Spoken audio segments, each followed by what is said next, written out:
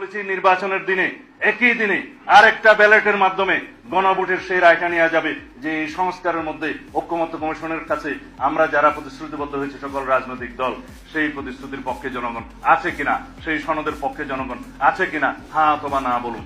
যদি জনগণ হ্যাঁ বলে তাহলে সেই পার্লামেন্ট, সেই নির্বাচিত সংসদের প্রত্যেকটা সংসদ সদস্য আইনানুগভাবে ম্যান্ডেট প্রাপ্ত হবে এই সনদ বাস্তবায়নের জন্য, তারা বাধ্য থাকবে। সেই ফর্মটা আছে, এটা সংবিধান সংস্কার পরিষদ সদস্যদের শপথ ফর্ম।